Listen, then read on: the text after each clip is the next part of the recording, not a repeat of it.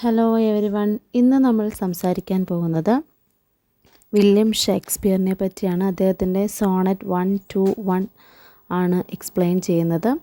അതിനു മുമ്പ് ഷേക്സ്പിയറിനെ പറ്റി നോക്കാം. ഒരു പ്ലേ റൈറ്റാണ്, പോയറ്റാണ്, ആക്ടറാണ്. 1564 23 ഏപ്രിലാണ് അദ്ദേഹം ജനിച്ചത്.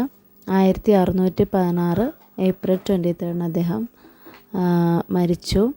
അദ്ദേഹത്തിന് പറയുന്നത് ബാഡ് ഓഫ് ഏവൻ എന്നാണ്. He was born on Avon, Warwickshire, England. At the 18 he married Anne Hathaway and had 3 children. അദ്ദേഹത്തിൻ്റെ ട്രാജഡീസ് ആണ് Hamlet, Macbeth, Othello and King Lear. John Heminges and Henry Condell അദ്ദേഹത്തിൻ്റെ fellow ആക്ടേഴ്സും ഫ്രണ്ട്സുമാണ്. 1623 these two fellows published a definitive text known as the First Folio. The first recorded works of Shakespeare എന്ന് പറയുന്നത് Richard third and 3 parts of Henry 6 ആണ്. അതുപോലെ ഷേക്സ്പിയറിനെ പറ്റി Johnson പറഞ്ഞിരിക്കുന്നത് not of an age but for all time എന്നാണ്. അതിനെപ്പറ്റി നമ്മൾ സംസാരിക്കുന്നത് എക്സാമിനേഷൻ ഓറിയൻറ്റഡ് ആണ്. HSTക്കൊക്കെ പ്രയോജനപ്പെടുന്ന രീതിയിലാണ്. ഷേക്സ്പിയറിൻ്റെ പ്ലേസ് ക്യാൻ ബി റഫ്ലി divided into 3 genres: comedies, histories, tragedies എന്ന് 3 ഡിവിഷനാണ് അദ്ദേഹത്തിൻ്റെ പ്ലേയിലുള്ളത്. 154 സോണറ്റ്സ് ആണ് അദ്ദേഹം എഴുതിയിരിക്കുന്നത്. അദ്ദേഹത്തിൻ്റെ ലാസ്റ്റ് 28 സോണറ്റ്സ് ഡെഡിക്കേറ്റ് ചെയ്തിരിക്കുന്നത് ഡാർക്ക് ലേഡിയും ആദ്യത്തെ സോണറ്റ്സ് ഡെഡിക്കേറ്റ് ചെയ്തിരിക്കുന്നത് അഡ്രസ്സ് ചെയ്തിരിക്കുന്ന ഒരു യങ്മാനെയാണ്. പിന്നെ നമ്മൾ പറഞ്ഞു ബാക്കി സോണറ്റ്സ് ഡാർക്ക് ലേഡി, അതായത് 126 sonnets are addressed to a young man and remaining 28 are addressed to a mysterious dark lady. Shakespeare's sonnets are poems of expressive ideas and thoughts. അതെല്ലാം എഴുതിയിരിക്കുന്നത് 14 ലൈൻസിലാണ്. യാംബിക് പെൻറ്റാമീറ്ററിലാണ് എഴുതിയിരിക്കുന്നത്. അദ്ദേഹത്തിൻ്റെ 2 ലോങ് നറേറ്റീവ് പോയംസ് എന്ന് പറയുന്നത് Venus and Adonis published in 1593, Rape of Lucrece 1594. These poems are also dedicated to his patron, the Earl of Southampton. Venus and Adonis is Shakespeare's first published work. Both the poems are based on Ovid. പിന്നെ വേറെ കുറച്ച് general ആയിട്ടുള്ള കാര്യങ്ങളാണ്. How many sonnets are written in William Shakespeare? ഞാൻ പറഞ്ഞു 154, last 28 dark lady, ആദ്യത്തേത് 126 sonnets young മാനാണ്. ഷേക്സ്പിയറിൻ്റെ സോണറ്റ്സ് എല്ലാം അയാംബിക് പെൻറ്റാമീറ്ററിലാണ് എഴുതിയിരിക്കുന്നത്. What does Shakespeare's intend to convey through sonnet 121 സോണറ്റിൽ അദ്ദേഹം എന്താണ് പറഞ്ഞിരിക്കുന്നത്? It is better to be bad than to be looked down on by others as bad. അതുപോലെ to which series does sonnet 121 belong to? A fair youth സീരീസിൽ, അതായത് 121 sonnet fair youth സീരീസിൽ വരുന്നതാണ്. അത് യങ് മാനെയാണ് അഡ്രസ്സ് ചെയ്തിരിക്കുന്നത്. In sonnet 121 the poet condemns ഹിപ്പോക്രസീനെ പറ്റിയാണ് സംസാരിക്കുന്നത്.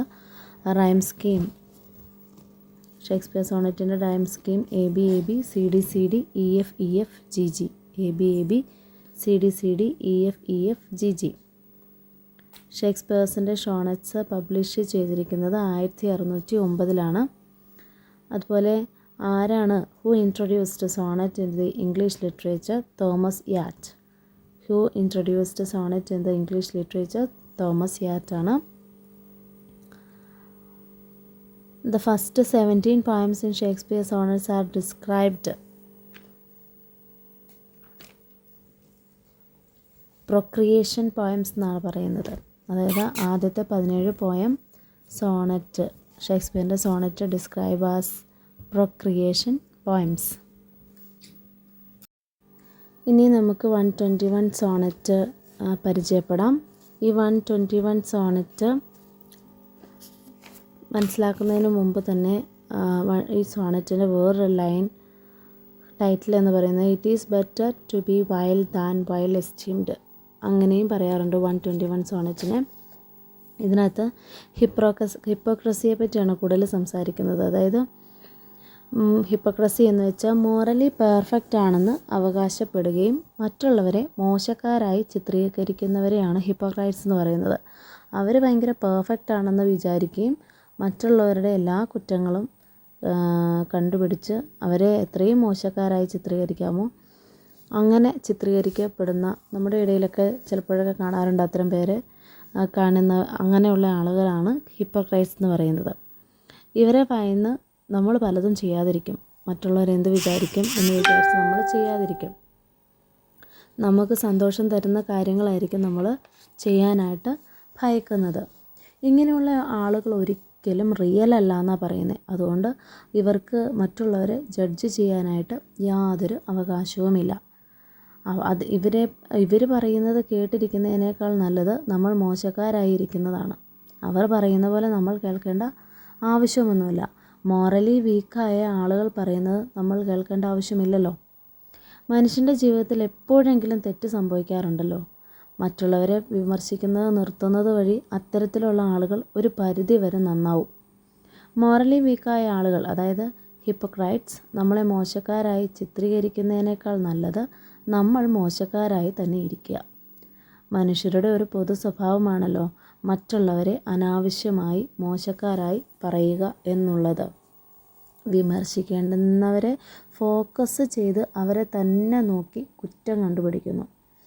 അവർ അതിൽ സന്തോഷം കണ്ടുപിടിക്കുകയും ചെയ്യുന്നു. അതായത് നമ്മളെപ്പോഴും ഒരു കുറ്റവുമില്ലാത്ത ആൾക്കാരാണെന്ന് വിചാരിക്കുകയും മറ്റുള്ളവരെ ചെറിയ കാര്യങ്ങളാണെങ്കിൽ പോലും തന്നെ അവർ നല്ലത് ചെയ്താൽ പോലും അത് വലിയ കുറ്റമാണ്, തെറ്റാണ്, മോശമാണെന്ന് എന്ത് നല്ലത് ചെയ്താലും പറഞ്ഞുകൊണ്ടിരിക്കും. അത്തരത്തിലുള്ള ആളുകൾ ഹിപ്പോക്രൈറ്റ്സ്. ഇത്തരത്തിലുള്ള ആളുകൾ സ്വന്തം സന്തോഷം നോക്കാതെ മറ്റുള്ളവരെ തന്നെ നോക്കിക്കൊണ്ട് കുറ്റം ആരോപിക്കുന്നു.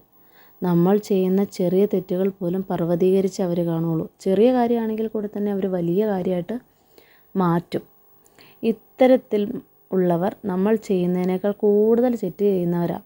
അതായത് അവരുടെ സ്വന്തം കുറ്റം മറച്ചു വയ്ക്കുകയും മറ്റുള്ളവരിലേക്ക് നോക്കുകയും ചെയ്യുക. അത് നല്ലൊരു കാര്യമല്ലല്ലോ. ഇവരെ പേടിച്ച് ഒരുപാട് നല്ല കാര്യങ്ങൾ ചെയ്ത് നമ്മളിപ്പോൾ ഒന്നും ചെയ്യാതെ മടിച്ചു നിൽക്കും. അപ്പോൾ എന്ത് നല്ല കാര്യം ചെയ്താലും കുറ്റമാണല്ലോ എന്ന് കരുതി നമ്മൾ എത്ര നല്ല കാര്യം ചെയ്തവരാണെങ്കിൽ കൂടി തന്നെ ഇവരെ പേടിച്ച് അനങ്ങാതെ മാറി നിൽക്കും. അങ്ങനെ ചെയ്യരുതെന്നാണ് പറയുന്നത്.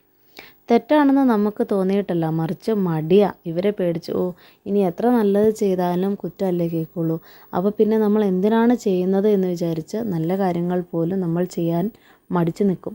കവി ചോദിക്കുകയാണ്, എന്നേക്കാൾ വൃത്തികെട്ട ചിന്താഗതിയുള്ള ആളുകളെ ഞാൻ എന്തിനു പേടിക്കുന്നു? അവർ എന്തിനാണ് എന്നെ തന്നെ നോക്കിയിരിക്കുന്നത്? എൻ്റെ സന്തോഷം കെടുത്തുമ്പോൾ അവരുടെ കണ്ണുകൾ മലിനമായിക്കൊണ്ടിരിക്കുകയല്ലേ യഥാർത്ഥത്തിൽ. എനിക്ക് സന്തോഷം തരുന്ന ലസ്ഫുള്ളായിട്ടുള്ള പ്രവൃത്തിയാണെങ്കിലും അത് മറ്റുള്ളവർ നോക്കേണ്ട കാര്യമില്ലല്ലോ. നമ്മൾ ചിലപ്പോൾ നമ്മുടെ ഇഷ്ടത്തിന് വേണ്ടി ലസ്ഫുള്ളായിട്ടുള്ള കാര്യങ്ങൾ ചെയ്താൽ പോലും അത് അവർ നോക്കേണ്ട ആവശ്യമില്ല. നമ്മളെന്ത് ചെയ്യുന്നു എന്നുള്ളത് നമ്മളെ ആശ്രയിച്ചല്ലേ ഇരിക്കുന്നതെന്നാണ് കവി പറയുന്നത്. താൻ തെറ്റ് ചെയ്തു എന്ന് തുറന്നു പറയുന്നതിൽ കവിക്ക് യാതൊരു മടിയില്ല. അതായത് തെറ്റ് മനുഷ്യ സഹജമാണ്. അപ്പോൾ നമുക്കൊരിക്കലും തെറ്റ് ചെയ്തു, അത് തെറ്റാണെന്ന് മനസ്സിലാകുകയും അത് തുറന്നു പറയുകയും മാപ്പ് ചോദിക്കേണ്ട കാര്യമാണെങ്കിൽ അത് ചോദിക്കുകയും ചെയ്യുന്നതിൽ തെറ്റില്ലല്ലോ എന്നാണ് കവി പറയുന്നത്. ഞാൻ എൻ്റെ പ്രവൃത്തി മറക്കുന്നില്ല. അപ്പോൾ തന്നെക്കാൾ വീക്കായിട്ടുള്ള ആളാണ് തന്നെ വിമർശിക്കുന്നവർ. അതുകൊണ്ട് തന്നെ തൻ്റെ പ്രവൃത്തിയും ആഗ്രഹങ്ങളും അത്തരത്തിലുള്ളവർക്ക് മാറ്റിവെക്കാൻ ഉദ്ദേശിക്കുന്നുമില്ല എന്നാണ് അദ്ദേഹം പറയുന്നത്. തനിക്ക് സന്തോഷം തരുന്ന ഏതൊരു പ്രവൃത്തിയും ഞാൻ ചെയ്യും. ഇങ്ങനെ തന്നെ നോക്കി വിമർശിക്കുന്നത് തന്നെ വലിയൊരു തെറ്റാണെന്നും തന്നേക്കാൾ വലിയ തെറ്റുകാരാണെന്നും അദ്ദേഹം പറയുന്നു. കവി സ്ട്രെയിറ്റ് ആയിരിക്കുമെന്ന് വിശ്വസിക്കുന്നു അവരെക്കാൾ. അവർക്ക് എന്നെ ജഡ്ജ് ചെയ്യാൻ യാതൊരു അവകാശവുമില്ല. ചിലപ്പോഴൊക്കെ ഇത്തരത്തിലുള്ള ആളുകൾ ഇഷ്ടംപോലെ നമ്മളുടെ ഇടയിൽ കാണാറുണ്ട്. അവരെ ഒരിക്കലും നമ്മൾ വിശ്വസിക്കുകയോ അവർ പറയുന്ന പോലെ ചിന്തിക്കുകയോ പ്രവർത്തിക്കുകയോ പോലും ചെയ്യരുത്. നമ്മൾ ആരായിരിക്കുന്നുവോ അങ്ങനെ ആയിരുന്നു തന്നെ നമ്മൾ മുമ്പോട്ട് പോവുക. ശരിക്കും പറഞ്ഞാൽ നമ്മൾ തെറ്റ് ചെയ്താൽ പോലും അതിനേക്കാൾ വലിയ തെറ്റ് ചെയ്യുന്നവരാണ് ഇത്തരത്തിലുള്ള ഹിപ്പോക്രൈറ്റ്സ് എന്ന് പറയുന്നത്. ആളുകൾക്ക് എപ്പോഴും മറ്റുള്ളവരിലേക്ക് കൈ ചൂണ്ടാനും മറ്റുള്ളവരെ മോശമാക്കി കാണിക്കാനും മറ്റുള്ളവരെന്ത് ചെയ്യുന്നു എന്ന് കണ്ടുകൊണ്ടിരിക്കാനും ഭയങ്കര കൗതുകമാണ്. അങ്ങനെ അവർ നമ്മളെപ്പറ്റി എന്താണ് വിചാരിക്കുന്നത് എന്ന് ഓർത്ത് നമ്മളിരിക്കുമ്പോൾ നമുക്ക് ചെയ്യാനുള്ള കാര്യങ്ങളും നമ്മുടെ വിഷനും നമ്മുടെ ആഗ്രഹങ്ങളും നമ്മുടെ സന്തോഷങ്ങളും എല്ലാം അത്തരത്തിലുള്ള ആൾക്കാർ തട്ടിയെടുക്കുകയാണ് ചെയ്യുന്നത്. ചുറ്റിലും അങ്ങനെയുള്ള ആരുമില്ല എന്ന് വിചാരിക്കുകയും തനിക്ക് ജീവിക്കാൻ പറ്റുന്ന പോലെ ജീവിക്കുകയും ചെയ്യുക എന്നതാണ് കവി പറയുന്നത്. ഇത്തരത്തിലുള്ള ആർക്കും ഒരു മനുഷ്യനെയും ജഡ്ജ് ചെയ്യാനുള്ള അവകാശം ഇല്ല എന്ന് തന്നെ പറയുന്നു.